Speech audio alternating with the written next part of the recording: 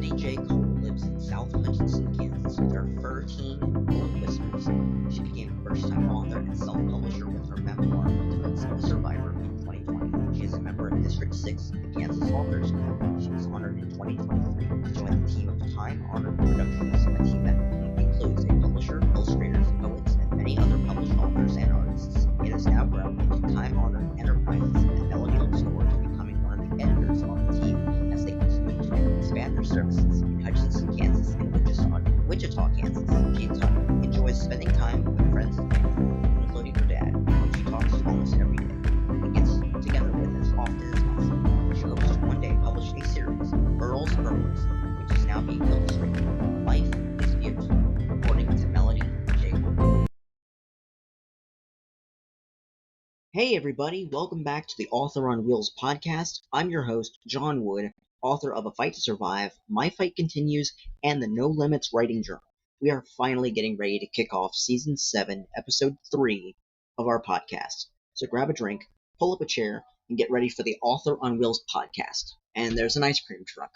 Okay, thank you. Today, we are in the studio with Melody J. Cole, author of Sentiments of a Survivor, which was published in 2020. Melody, welcome to the Author on Wheels podcast, my friend. Thank you for having me. How are you this evening? I'm okay. How are you? I am good. I'm glad that you joined us today, and I'm ready to have a fantastic discussion with you about your book. Sounds good. So go ahead.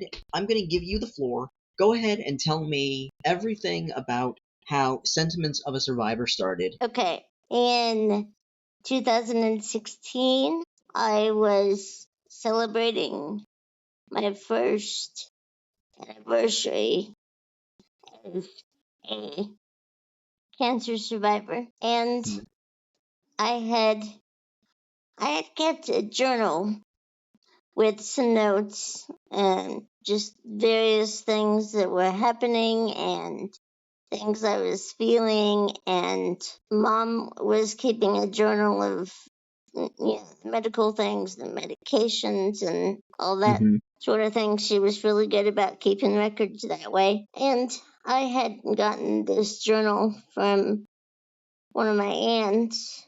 It was hot pink. So I thought, well, it would be a good thing to use as my cancer journal.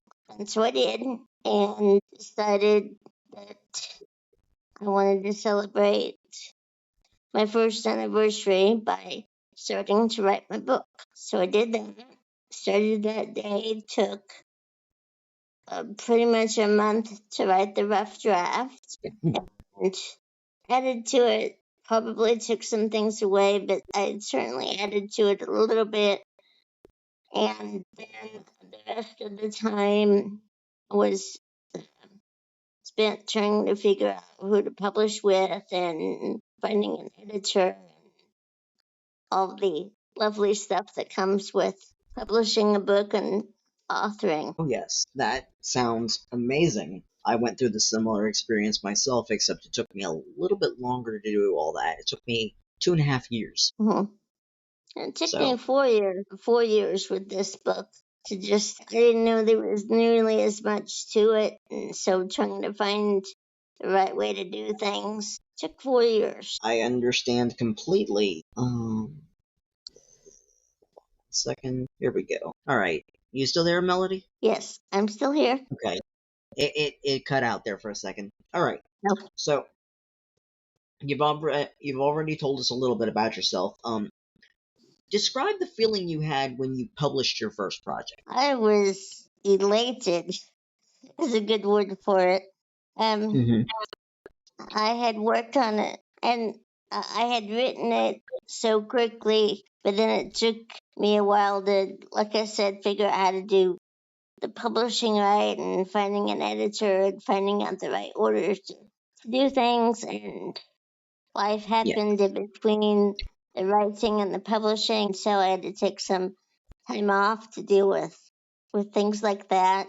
And I just decided in 2019 that I was going to use the year to finish publishing and to actually get my book published in 2020. And that proved to be a good time because a lot of people decided to start writing and to publish in 2020 during the pandemic. Just seemed to be the thing to do. You know, we could be home, we didn't have to be out around to a lot of people. Exactly. And the people that I had right on the back of the book, the endorsers, for lack of a better term, that was an interesting process because I figured, you know, they would all be home doing the same thing I was. Some of them were busier than that, and some weren't.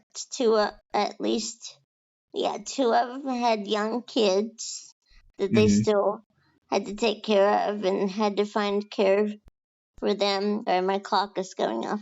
Had to find care for them now that they had to stay home from school, and there were 2 pastors that were on that list, and so they had to, and we all had to figure out what life looked like at that. Exactly. So, but I would, I finally actually I just had to self-publish because of resource I used for the book, and so basically finishing it was just uploading it to Amazon and telling them it was ready to go. And that took a while, and I finally decided that, you know, I needed to quit editing it and going back and trying to fix things, and there was always something that I thought I needed to fix. And so I finally had to say it.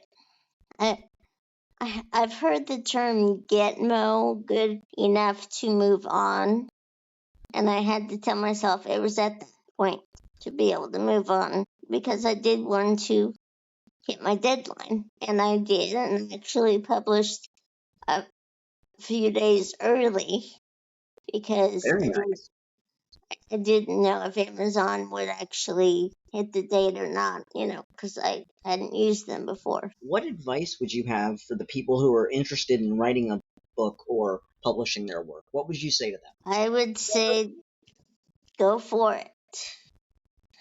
I think we all have stories to write, whether it be fiction or nonfiction. I think we keep a part of ourselves in the story. And like somebody told me, there's no wrong way to tell your story because it's your story. So don't let anybody else tell you that you're telling it wrong because it's your story and you get to decide what it says. You get to write it. Amen. What is one motto that you live by as an author? Well, actually, my mantra is life is beautiful. And I came up with I had that thought after I was done with treatment. But I'd like this author quote you may have seen by Toni Morrison. And it says, if there's a book that you want to read and it hasn't been written yet, you must write it. I have heard of that, yes. And I believe that. Me too. Where can people connect with you in regards to your work? My book is on Amazon. And it's also at Walmart.com and at TimeHonoredProductions.com. That's a publishing company that I'm associated with because I'm friends with one of the co-founders of the company. So they also sell my book. Very nice. Guys, that's the end of today's episode.